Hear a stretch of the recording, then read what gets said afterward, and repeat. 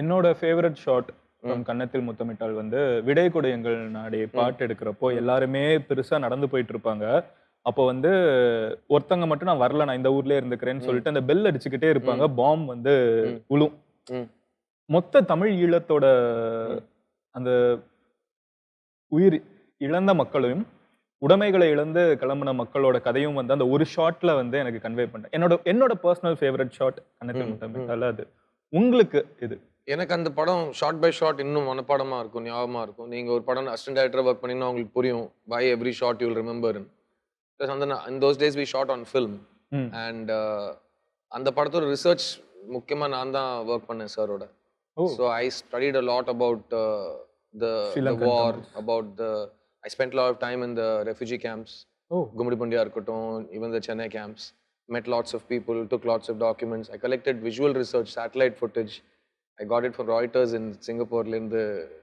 ரொம்ப கஷ்டப்பட்டு footage எடுத்து we did a lot of research for that film. And அந்த படத்தோட ஒவ்வொரு ஷாட்டும் எனக்கு இன்னும் ஞாபகம் இருக்கு. ஸோ அந்த படத்தில் நான் சொன்ன மாதிரி அது நான் படித்த சிலபஸ். அது அந்த சிலபஸில் எனக்கு பிடிச்ச நாளில் படிக்கிறதுன்னு சொல்ல முடியாது இல்லையா? எந்த சாப்டர் பிடிச்சதுன்னு எல்லாமே பிடிச்சது. பிகாஸ் எல்லாமே இல்லை, எனக்கு நான் ரொம்ப கொடுத்து வச்ச பையன். ஏன்னா எனக்கு நான் முதல்ல ரெக்கார்டிங் ஸ்டுடியோ போனது ரேமான் சார் ஸ்டுடியோக்கு. நான் முதல்ல கவிஞரை மீட் பண்ணுறது வைரமுத்து சாரை. நான் முதல்ல ஒரு ரைட்டரை மீட் பண்ணுறது சுஜாதா சாரை. நான் முதல்ல ஒரு கேமராமேன் பார்க்கறது ரவிகே சந்திரன். ஸோ நான் முதல்ல ரெக்கார்டிங் பார்த்தது சின்மையோட first recording of her life. 10வது படிக்கிற பொண்ணா வந்து பாடிட்டு போனாங்க. அதான் நான் வாழ்க்கையில் பார்த்த முதல் ரெக்கார்டிங். ஸோ ஒரு ஃபர்ஸ்ட் எனக்கு அதான் ஒரு விருந்தா நீங்கள் ஒரு எஜுகேஷனை கொடுத்தா எப்படி இருக்கும், அதை தான் நான் பார்த்தது. நான் ஃபர்ஸ்ட் பார்த்த ஆர்ட் டைரக்டர் சாபு சிறில்.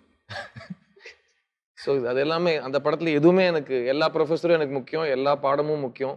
ஏன்னா அன்னைக்கு நான் படித்தது தான் இன்னைக்கும் நான் இம்ப்ளிமெண்ட் பண்ணிட்டு இருக்கேன். எனக்கு என்ன தெரியுமா ப்ரோ தோணுது, அந்த ஜேர்னி நீங்க ஸ்டார்டிங்ல சொன்னீங்களே எப்படினாலும் இதுக்குள்ள வந்துடணும்னு நினைக்கிறேன். அப்புறம் இந்த நேம்ஸ் எல்லாம் சொல்றீங்கல்ல, இது வந்து இந்த பாலோ கோயிலோ கோட் சொல்ற மாதிரி when you want something so badly the universe will help you get it. இல்ல, இது இந்த யூனிவர்ஸ் மேனிஃபெஸ்டிங் பத்தி நான் நிறைய ரீசெண்டா யங்ஸ்டர்ஸ் கிட்ட பேசுறப்போ எங்களுக்கு அப்ப வார்த்தை தெரியாது. பட் மேனிஃபெஸ்ட் நாங்களும் பண்ணியிருக்கோம்.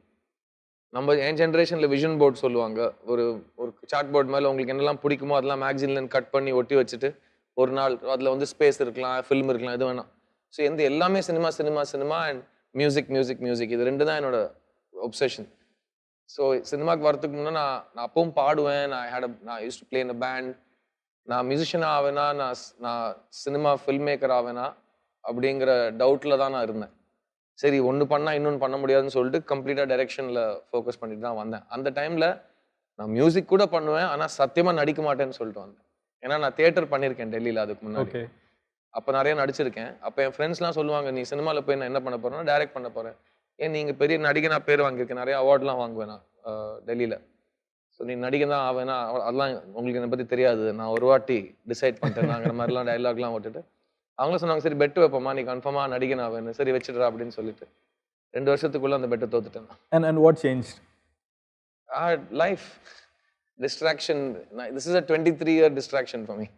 ஏன்னா நான் ஆரம்பிச்ச காலத்தில் என்னெல்லாம் பண்ண மாட்டேன்னு சொன்னேனோ that became my career. And நான் எது பண்ணணும்னு வந்தேனோ அதுதான். நான் இது வரைக்கும் பண்ணாத ஒரு வேலை சினிமாவில் அதுதான். இன்னும் டைரக்ட் பண்ணல. கோஸ்ட் டைரக்ஷன்லாம் பண்ணலையா ப்ரோ? இல்லைங்க, I don't believe in that. Cinema பற்றி தெரிஞ்சவங்க அதெல்லாம் பண்ண மாட்டாங்க. ஓகே.